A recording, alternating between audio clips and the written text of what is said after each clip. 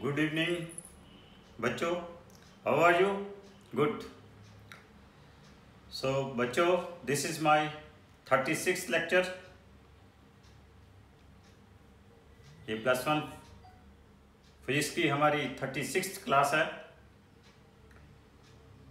तो पिछले कोई 6-7 लेक्चर्स में हमारे पास ये 7th लेक्चर है लॉज ऑफ मोशन का। तो जिसमें मैंने Newton's first law, second law, third law, conservation of linear momentum, motion of two connected bodies, contact forces आपके साथ डिस्कस कर दिया है। लास्ट लेक्चर में मैंने एक नया टॉपिक शुरू किया है, दैट इज द कोलिजन। तो क्या बताया था कोलिजन में कि when the two bodies are directly और indirectly collision is said to be take place. तो मैंने कहा था there are different types of collision. First is elastic collision, inelastic collision, perfectly inelastic collision, and fourth one is super elastic collision. I told you in all these collision momentum is conserved, but in elastic collision only kinetic momentum के साथ साथ kinetic energy भी conserved है। in elastic collision में kinetic energy is not conserved. After the collision kinetic energy decreases. Perfectly inelastic collision में kinetic energy after the collision becomes 0. In super elastic collision kinetic energy increases after the collision. So मैंने एक example देकर आपको explain किया था कि किसी ball को किसी हाइट से ड्रॉप करें, बॉल ग्राउंड के साथ स्ट्राइक करने के बाद rebounds at the same height, तो कोलिजन क्या है? इलास्टिक। अगर हाइट कम होती है कोलिजन क्या होगा? इनइलास्टिक। बॉल रिबाउंड ही नहीं करती, कोलिजन इज परफेक्टली इनइलास्टिक। और कोलिजन के बाद उसकी हाइट इंक्रीज करती है तो कोलिजन इज सुपर इलास्टिक। सो मैंने क्या किया था कि दो मासेस ले लिए, m1 it is moving with the velocity u1, another mass m2 moving with velocity u2। After the collision both the masses are moving in the same direction but their velocities are v1 and v2 respectively. So whatsoever may be the type of collision, मैंने क्या कहा था, इन चारों collision में एक equation conservation of momentum की hold करेगी। Conservation of linear momentum means कि total momentum before collision will be equal to the total momentum after collision होगा ही होगा। Means m1 u1 plus m2 u2 is equal to क्या होगा? m1 v1 plus m2 v2 होगा। यहां पे मैंने एक टर्म डिफाइन की थी, coefficient of restitution. What is this coefficient of restitution? मैंने क्या कहा था कि it measures the degree of elasticity of the collision. क्या कहा था कि it is the ratio of relative velocity of separation after the collision to the relative velocity of approach before collision. Small e is equal to v2 minus v1 divided by u1 minus u2। और क्या कहा था कि for elastic collision e is equal to 1, for inelastic collision e is less than 1, for perfectly inelastic collision value of e is 0, and for super elastic collision value of small e is greater than 1। तो क्या कहा था कि these are the two equations for any type of collision. One is m1 u1 plus m2 u2 is equal to m1 v1 plus m2 v2, and second equation is e is equal to v2 minus v1 divided by u1 minus u2। इन दोनों equations को solve करके we can calculate the values of v1 and v2। क्या आ गया था? v1 is equal to m1 minus m2 into e whole multiply by u1 plus 1 plus e m2 u2 whole divided by m1 plus m2। v2 में क्या होगा? 1 को 2 से replace कर दो, 2 को 1 से रिप्लेस कर दो। v2 की वैल्यू क्या आ गई थी? m2 minus em1 whole multiply by u2 plus 1 plus e m1 u1 whole divided by m1 plus m2. Then I told you for elastic collision as E is equal to 1, so these equations become V1 is equal to m1 minus m2 into u1 plus 2m2 u2 divided by m1 plus m2. V2 is equal to m2 minus m1 into u2 plus 2m1 u1 whole divided by m1 plus m2.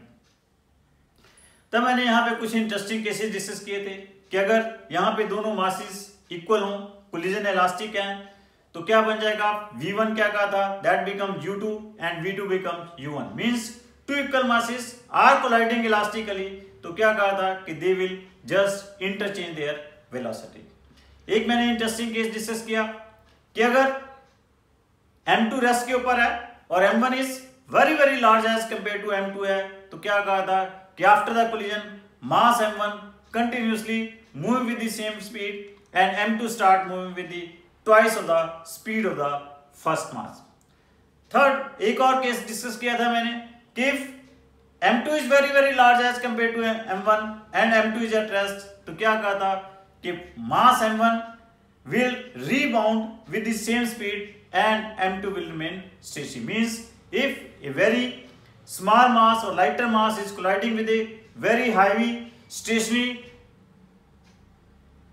mass and collision is elastic, in that case the lighter mass will rebound with the same speed and heavier body will remain at rest. फिर मैंने आपके पास एक case discuss किया था कि if a mass M1 is colliding with a stationary mass M2 elastically, in that case it will fraction of the kinetic energy lost by mass M1 क्या होगी, 4m1 m2 divided by m1 plus m2 whole square, and this is also the fraction of kinetic energy retained by mass m1.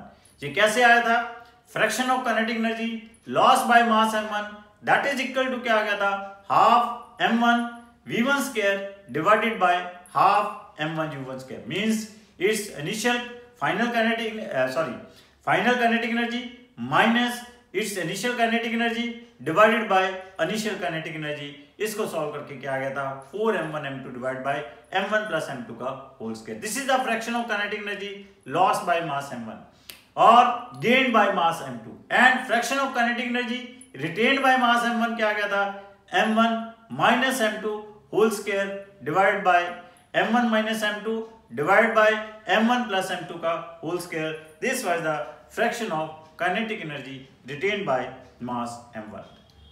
This elastic collision can take place in two dimension also. Suppose what is the in two dimension? Here is a mass m1, it is moving with their velocity u1, and here is another mass m2, this is moving with the velocity u2. This is a stage before collision. After collision, what happens? This mass m1 starts moving in this direction with velocity v1. Here the mass m2 moving in this direction with velocity v2. It is making an angle theta1 and this is making an angle theta2. Clear? तो क्या होगा, this collision is elastic. So here we can write the equation conservation of momentum along x-axis as well as along y-axis, and we can also write the equation of conservation of kinetic energy. So here after the collision, this mass m1 is having two components of velocity. One is v1 cos theta 1, another is v1 sin theta 1. Similarly, m2 is also having two components of velocity. One is this v2 cos theta 2 and another is v2 sin theta 2. So what is the equation of conservation of momentum along x-axis? क्या होगा, m1 u1 plus m2 u2 is equal to क्या होगी, m1 v1 cos theta 1 plus m2 v2 cos theta 2. This is an equation of conservation of momentum along x-axis. Now what is the equation of conservation of momentum along y-axis? What is the total momentum before collision along y-axis? This is 0. And what is the total momentum after collision along y-axis? That is m1 v1 sin theta 1 minus m2 v2 sin theta. Clear? Now what is the equation of conservation of kinetic energy? वो क्या होगी?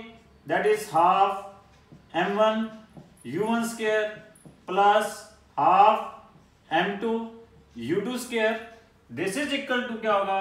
half m1 v1 square plus क्या होगा? half m2. This is an equation of conservation of kinetic energy. So अब देखिए आपके पास सिर्फ equations कितनी हैं? There is only 3 equations. 3 equations हैं. But आपके पास variables कितने हैं? There are 3 equations. 1, 2, 3. But variables कितनी हैं? V1, V2, theta 1 and theta 2. In equations को हम तभी सॉल्व कर सकते हैं अगर 4 वेरिएबल जो V1, V2, theta 1 and theta 2 में से एक वेरिएबल आपको पता हो जाए तो आपके पास बाकी 3 वेरिएबल सॉल्व हो सकते हैं. Clear? So in brief we can say कि we can't calculate the value of V1, V2 and theta 1 and theta 2 from these 3 equations. Clear? यहां पे एक बहुत अच्छा क्वेश्चन आ जाता है कि अगर आपके पास यहाँ पे दोनों मासेस इक्वल हैं, if here m1 is equal to m2, तो इस केस में ये जो थीटा 1 प्लस थीटा 2 होगा cos theta 1 plus theta 2, this will be equal to u1 u2 divide by v1 into v2. Very important result कि अगर आपके पास यहाँ पे क्या हो, अगर this result is for if here m1 is equal to क्या है m2, अगर मासेज इक्वल है तो आफ्टर द कोलिजन इलास्टिक है, after the collision cosine of the sum of the angle between these two masses will be equal to u1 u2 divided by v1 into v2 होगा. Clear? Now यहां पे एक बहुत important question आया था. अगर यहां पे m2 क्या है? रेस्ट के ऊपर है. If here m2 is rest, it mean that क्या होगा? u2 0 होगा, तो it mean that cos theta 1 plus theta 2 क्या हो जाएगा? 0 हो जाएगा. cos theta 1 plus theta 2 0 means कि आपके पास थीटा 1 प्लस थीटा 2 क्या हो जाएगा? 90 डिग्री हो जाएगा. Means what is the important question? If A mass m collides elastically with a stationary mass with another similar stationary mass, in that case after the collision both the masses will move perpendicular to each other. दोनों masses एक दूसरे के क्या होंगे? Perpendicularly move करेंगे. Means u2 0 है तो cos theta 1 plus theta 2 क्या होगा? 0. थीटा 1 प्लस थीटा 2 क्या हो जाएगा? 90 डिग्री के इक्वल आ जाएगा. क्लियर? No problem. नाउ एक हमारे पास परफेक्टली इन इलास्टिक कोलिजन की एग्जांपल भी आपको कराता हूं कि अगर सपोज कर लो आपके पास ये मास m1 m2 के साथ कोलाइड करता है. कोलाइड करने के बाद ये दोनों मासेस इकट्ठे हो जाते हैं, क्लब कर जाते हैं. मींस और इनके मासेस क्या बन जाते हैं? m1 plus m2 and they start moving with velocity v. v velocity के साथ मूव करते हैं. इस केस में जो fraction of kinetic energy lost होगी, this is an example of inelastic collision. Fraction of इस केस में जो काइनेटिक एनर्जी लॉस्ट होगी, लॉस्ट ऑफ काइनेटिक एनर्जी क्या होगी? This will be equal to क्या होगी? That is equal to m1 m2 u1 minus u2 whole square divide by twice of m1 plus m2. This is the loss in kinetic energy. How it comes? मैंने आपको कहा किसी भी तरह का collision हो, in all types of collision momentum तो क्या रहता है? कंजर्व रहता है. So here what is the equation of conservation of momentum? m1 u1 plus m2 u2, this will be equal to m1 plus m2 into v. This is the total momentum before collision. This is the after collision. It means that after the collision, mass m1 plus m2 starts moving with velocity v. That is equal to क्या होगी m1 u1 plus m2 u2 whole divided by m1 plus m2. Clear? Now in this case, fraction of kinetic energy. In this case, loss of kinetic energy क्या होगी? ये कैसे आया कि total kinetic energy before collision कितनी है? Half m1 u1 square plus half m2 u2 square minus क्या कर दें? काइनेटिक एनर्जी आफ्टर कोलिजन वो क्या होगी? Half m1 plus m2 v square. अब v की वैल्यू सब्स्टिट्यूट कर दें यहाँ पे. What is the value of v? That is calculated from conservation of momentum. और वो कितनी है आपके पास? m1 u1 plus m2 u2 whole divide by m1 plus m2. Clear? और इसको आप सॉल्व करोगे, you will get this one. This is the fraction of, this is the loss in, very important result, loss in kinetic energy in inelastic collision. When mass m1 is moving with velocity u1, m2 is moving with velocity u2, after the collision both the masses collides together and they start moving with velocity this. तो in this case loss in kinetic energy क्या आ जाएगी? m1 m2 into u1 minus u2 whole square divided by twice of m1 plus m2. Clear? यहाँ पे एक और भी आपके पास बहुत अच्छा क्वेश्चन है, वो भी मैं अभी आपके साथ डिस्कस कर देता हूं. बहुत इंपॉर्टेंट रिजल्ट है वो कि अगर आपके पास एक मास m है, here is a mass m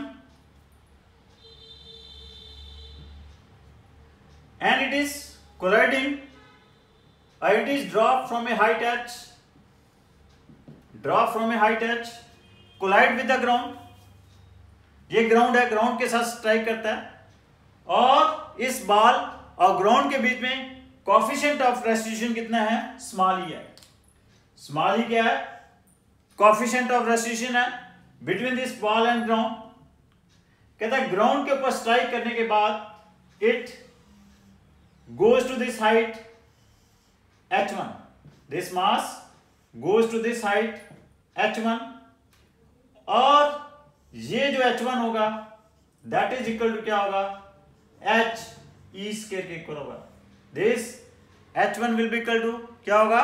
h e square के इक्वल होगा. how it comes? देखिए e किसके बराबर है? this is equal to v2 minus v1 divided by u1 minus u2. v2 and u2 are the velocities of किसकी हैं? Second body की velocities हैं. कब? Before after and before collision. अब यहां पे सेकेंड बॉडी क्या है? अर्थ है. What is your second body? That is earth. Earth क्या है? Before collision and after collision क्या है? रेस्ट के ऊपर है. तो इट मीन दैट यहां पे v2 is equal to u2 is equal to क्या होगा? this is equal to 0. here v2 is equal to u2 is equal to 0. therefore e is equal to क्या आ जाएगा? minus v1 divided by u1. what is here? v1 that is minus of under root of 2gh1. what is here? u1 that will be under root of 2gh. means v1 क्या है? जिस velocity के साथ body rebounds वो क्या होगी? It goes to height h1. तो v1 क्या होगी? Minus of under root of 2gh1. u1 क्या है? Under root of 2gh. तो इसे आप सॉल्व करोगे, this becomes h1 by h. So h1 क्या आ गया आपके पास? h into e square आ गया. This is the height of this ball after first rebound. here it can also be asked कि what is the height of this ball after second rebound, third rebound और nth rebound. nth rebound के बाद इसकी जो height होगी that will be h into e raised power 2n. after nth rebound its height will be hn is equal to h e raised power 2n. How it comes? As after first one rebound its height is h into e square. After second rebound its height h2 is equal to क्या होगा h1 e square. What is here h1? h e square. तो h2 क्या आ जाएगा h e4 means h2 क्या होगा? What is h2? ऐसे ही solve कर लेंगे. h2 कैसे आएगा? v2 और u2 क्या है? 0. u1 क्या लेंगे? Under root of 2gh1. v1 क्या लेंगे? Minus of under root of 2gh2. और यहां से h2 क्या आ जाएगा? h1 e square. h1 की वैल्यू क्या है? h e square. So this becomes h e4. This is the height of the wall after what? After this is the height of the wall after second rebound. Third rebound के बाद h e6, fourth के बाद h e8 और इस तरह से nth rebound के बाद its height will be h e raised power 2n होगी. Clear? Next इसमें एक और important question पूछा लिया जाता है कि before means body height H से आई, फिर h1 हाइट पे गई, फिर h2 हाइट पे गई, फिर h3 एंड सो ऑन. कहता है what is the total distance in this case the total distance travelled by the object before coming at rest. Total distance क्या आ जाएगा? h into 1 plus e square divide by 1 minus e square. This is the total distance travelled by the object. How it comes? Very simple. Total distance क्या होगा? h height से आई, h1 ऊपर गई body, फिर h1 नीचे गई, तो distance travel क्या हो गया? फर्स्ट रिबाउंड के बाद 2h1. फिर यहां से h2 हाइट ऊपर जाएगी, h2 नीचे जाएगी, तो आपके पास सेकेंड रिबाउंड के बाद डिस्टेंस कितना हो गया? 2h2, फिर 2h3, फिर इस तरह से अप टू इंफिनिटी. अब आपके पास h1 की वैल्यू क्या है? h e स्क्वायर है. h2 की वैल्यू क्या है? h e4 है. h3 की वैल्यू क्या है? h e6 है and so on. h we can take it outside. 1 plus 2 e square plus 2e4 plus dash dash up to infinity. Clear? h we can take it outside. 1 plus यहाँ पे 2 e square बाहर ले सकते हैं. 1 plus e square dash dash plus infinity. बच्चे remember कि this is N infinite GP series और 1 plus e square plus e4 ये क्या है? इनफाइनाइट जीपी सीरीज है. इनफाइनाइट जीपी सीरीज का सम जो होता है, देखिए कोई भी series it is like this A R square and so on. इसे हम जीपी सीरीज कहते हैं. What it is called? GP series. क्या खासियत है सीरीज में कि आप कोई भी दो टर्म लेते हो, उस दो टर्म की कंजक्टिव रेशियो क्या रहती है? सेम रहती है. ए आर को ए से डिवाइड करो आर आएगा, ए आर स्क्वायर को ए आर से डिवाइड करो आर आएगा. ऐसी कोई इनफाइनाइट जीपी सीरीज हो, ऐसी कोई आपके पास इनफाइनाइट जीपी सीरीज हो, इनफाइनाइट जीपी सीरीज का जो सम होता है, इनफाइनाइट जीपी सीरीज का जो सम होता है, sum of an infinite GP series that is equal to a upon 1 minus r होता है. What is here a? A is here called first term, r is the common ratio. अब देखो 1 plus e square plus e4 ये एक infinite GP series है. क्यों? E square को 1 से डिवाइड करोगे ई स्क्वायर आएगा, e4 को ई स्क्वायर से डिवाइड करोगे ई स्क्वायर आएगा, सो ऑन. तो मींस इनकी रेशियो क्या है? कॉमन है. तो आपके पास इसकी इनफाइनाइट जीपी सीरीज का सम क्या होगा? A upon 1 minus r. What is here a? A क्या है यहाँ पे? 1. A is here 1, common ratio is e square. तो क्या लिखा जाएगा? 1 upon 1 minus e square. Means here a is 1 और आर क्या है? ई स्क्वायर है. तो आप इसको यहाँ पे एलसीएम लेते हो, तो इसे सॉल्व करोगे तो this becomes h into 1 plus e square divide by 1 minus e square आता है. This is the total distance travelled by the body before coming at rest. Third इसमें है कि what is the total time taken before coming at rest. तो in this case the total time taken before coming at rest, वो जो आता है total time, that is equal to under root of 2h/g into 1 + e divide by 1 - e. This is the total time taken before coming at rest. तो how it is calculated this total time? देखिए, जब body किसी height से strike करती है ground के ऊपर, ground तक पहुंचने में इसको टाइम कितना लगता है? Suppose it is t1. Total time जो आएगा आपके पास, पहले जो आएगा टाइम t1 जब हाइट h से स्ट्राइक करती है, फिर ग्राउंड के ऊपर स्ट्राइक करने के बाद it goes to height h1, फिर वापस h2 नीचे आएगी, t2 ऊपर जाने में लगेगा, t2 नीचे आने में लगेगा, इस तरह t3 ऊपर जाने में लगेगा, t3 नीचे आने में लगेगा. This will be the total time taken before coming at rest. अब कभी भी कोई बॉडी हाइट h से आती है तो वो टाइम किसके बराबर होता है? Under root of 2h/g. अगर h1 हाइट से आ रही है तो टाइम कितना होता है? Under root of 2h1/g, under root of 2h2/g. Clear? This goes to up to infinity. Here what is here? This is under root of 2h/g plus h1 को क्या लिख सकते हो? h e square. h2 को क्या लिख सकते हो? h e4. Clear? Plus dash dash up to infinity. Clear? What is here? Under root of 2h/g common ले सकते हैं, 1 प्लस क्या आ जाएगा?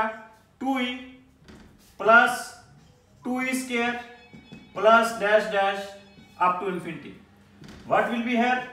अंडर रूट ऑफ 2h/g, अंदर क्या ले लेंगे? 2e कॉमन ले लेंगे, 1 plus e plus c square dash dash up to infinity. What will be this? Under root of 2h/g, 1 plus 2e. What is this infinite GP series? A upon 1 minus r. Again it is an infinite GP series. इसका सम क्या होगा? 1 upon 1 minus e. क्योंकि a क्या है यहाँ पे 1, r क्या है? e है. तो आप इसको सॉल्व करोगे, it comes क्या आ जाएगा? Under root of 2h/g into 1 plus e divided by 1 minus e.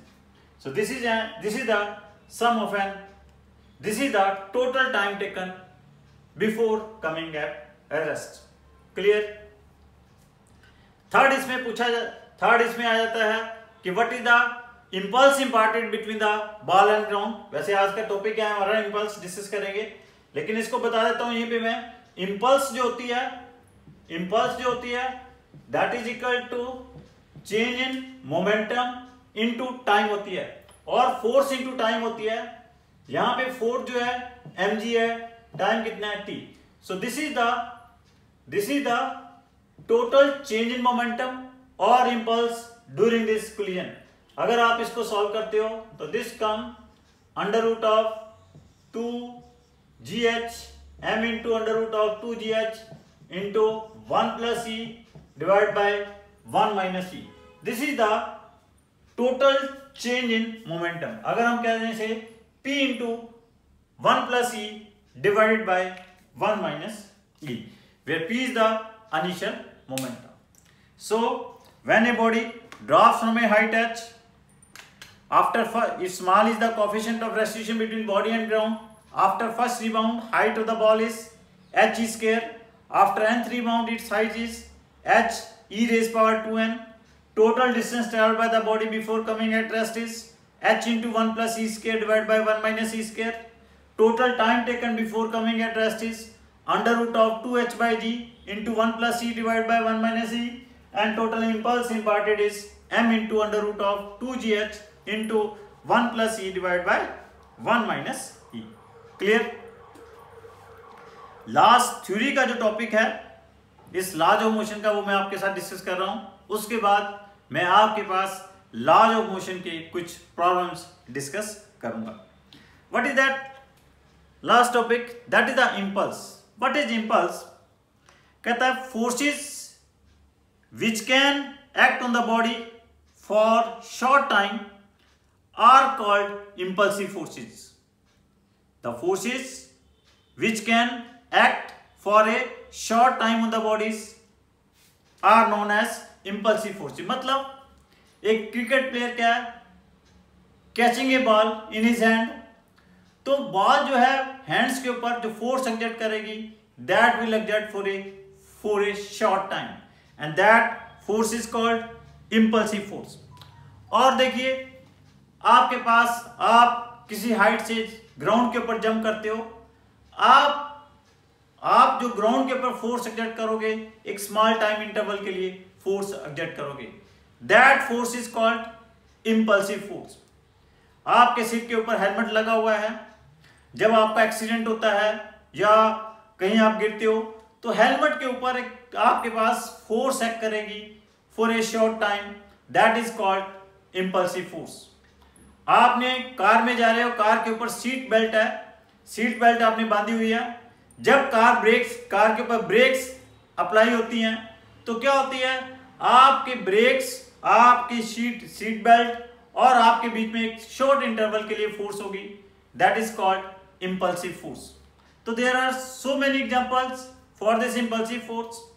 ये जो इम्पल्सिव फोर्स है they act for a short time and उस शॉर्ट टाइम में इनकी वैल्यू भी क्या है, वेरी करती है। पहले इसकी वैल्यू मैक्सिमम, फिर धीरे धीरे करके जीरो रहते हैं, जीरो से लेकर मैक्सिमम तक, फिर मैक्सिमम से क्या है जीरो तक इसकी वैल्यू। इस तरह से इंपल्सिव फोर्स की इंपल्सिव फोर्स जो वेरी करती है टाइम के साथ, it varies like this.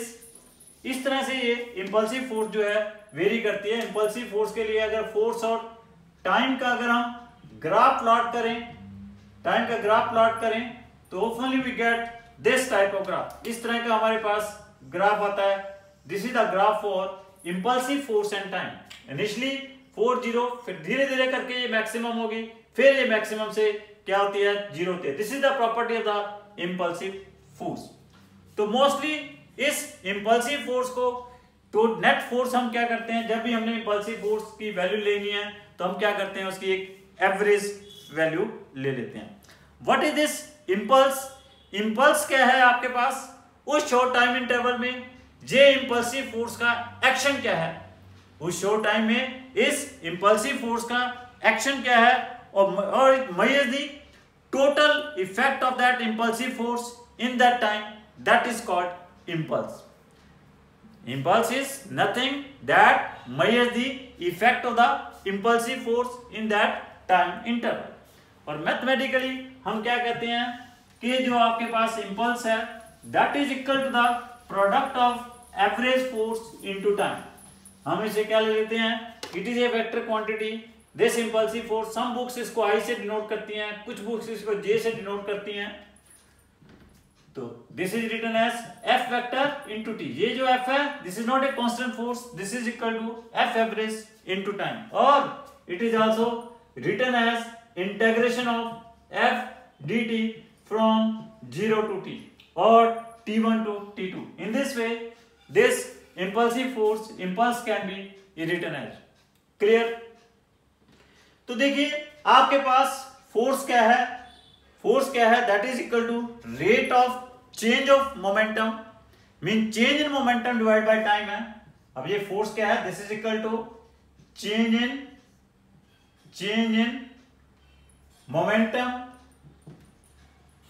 Momentum divide by time है, मल्टीप्लाई बाय टाइम है, टाइम कैंसिल हो जाएगा, तो इंपल्स किसके बराबर आ जाएगी, चेंज इन मोमेंटम।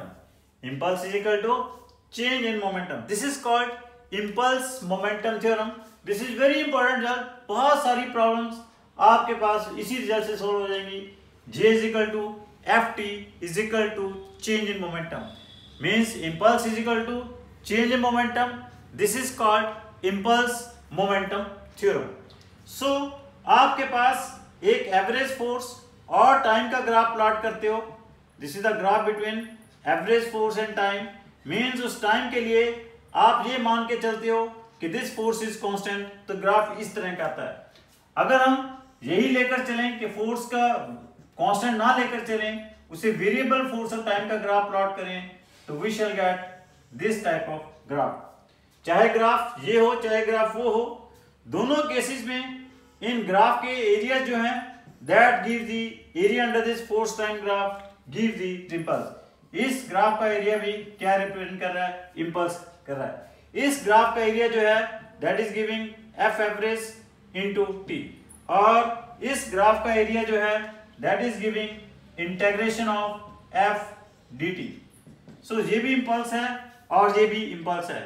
इस ग्राफ का एरिया भी क्या रिप्रेजेंट कर रहा है, चेंज इन मोमेंटम। इस ग्राफ का एरिया भी क्या रिप्रेजेंट कर रहा है, चेंज इन मोमेंटम।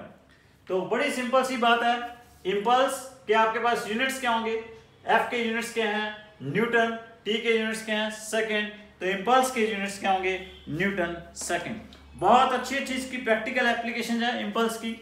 अभी देखो मैंने क्या कहा है, F average into time that is equal to change in momentum. तो एफ एवरेज क्या आती है, change in momentum divide by time.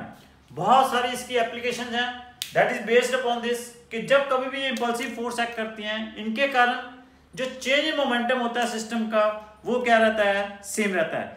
Change in momentum में कुछ चेंजेस नहीं आती, change in momentum through out क्या रहता है, कांस्टेंट रहता है। तो इसलिए फोर्स जो होती है that is inversely proportional to time. कहीं पे अगर इस तरह से हो जाए कि आपके पास टाइम ऑफ इंपैक्ट कहीं पे बढ़ जाता है, टाइम ऑफ इंपैक्ट बढ़ जाता है, तो जिससे क्या होता है आपके पास फोर्स की वैल्यू क्या हो जाती है, कम हो जाती है। और जिससे व्हाट हैपेंस कि जो डैमेजिंग है, कई चीजों के डैमेजिंग है वो क्या हो जाते हैं, कम हो जाते हैं। मींस मैं फिर एक बार रिपीट कर रहा हूं कि इंपल्स क्या है, change in momentum divide by time. तो अगर आपके पास और एफ क्या है, एफ इजिकल टू क्या है, change in momentum divide by time. Impulsive force किसके बराबर है, change in momentum divide by time. Change in momentum constant है, एफ क्या है, इनवर्सली प्रोपोर्शनल टू टाइम है।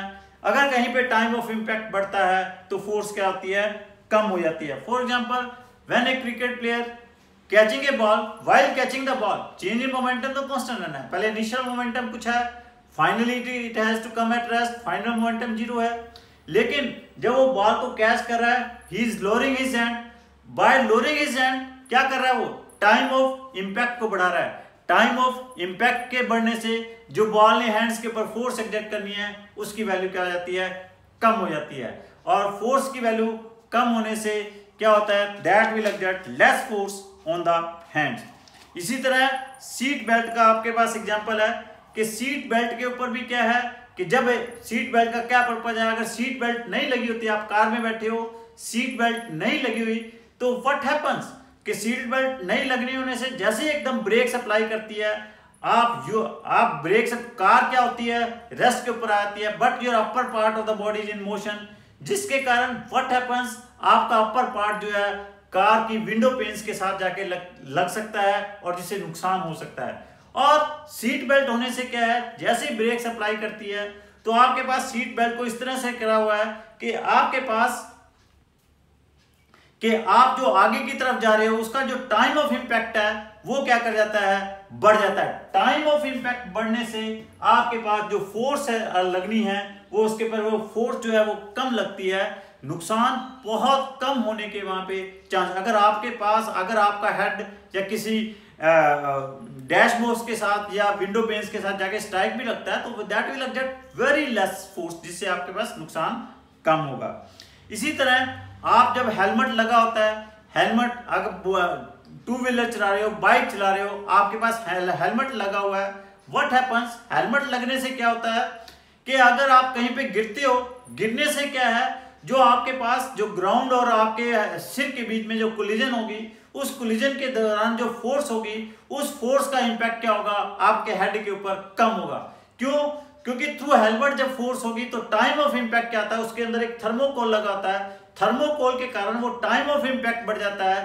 टाइम ऑफ इंपैक्ट बढ़ने से फोर्स कम हो जाती है, फोर्स कम होने से प्रेशर क्या होता है, फोर्स अपॉन एरिया होता है, फोर्स कम होने से प्रेशर भी कम हो जाता है, जिसके ऊपर हेड इंजरीज होने से बच जाती है। आपके पास इसी तरह क्या है, जो रनिंग शूज होते हैं, रनिंग शूज के क्या है, 3 पार्ट्स होते हैं, इसको मैं नेक्स्ट लेक्चर में डिस्कस करूंगा। This is very very important. So thank you very much बच्चों। तो इस आपको पता है कि ये कोविड-19 के कारण मैंने ये क्लासेस शुरू की हैं और ये सारे की सारी मेरी क्लासेस कोविड-19 को समर्पित हैं। और इस नेशन के कोरोना वॉरियर्स को समर्पित हैं और पीएम केयर फंड को समर्पित हैं। सो बच्चों, आपने स्वस्थ रहना है, सुरक्षित रहना है, जागरूक रहना है, जागृत रहना है और कोरोना को हराना है, इंडिया को जिताना है। इसके लिए हम एक शांति पाठ भी करेंगे, जो सब मिलकर बहुत प्यार से शांति पाठ करेंगे। ओम द्यो शांतिरंतरिक्ष शांति पृथ्वी शांतिरापा शांतिरोषध्या शांति वनस्पति शांति विश्वदेवा शांति ब्रह्मा शांति सर्व शांति शांतिरेव शांति श्यामा शांति रेधि। ओम शांति शांति शांति।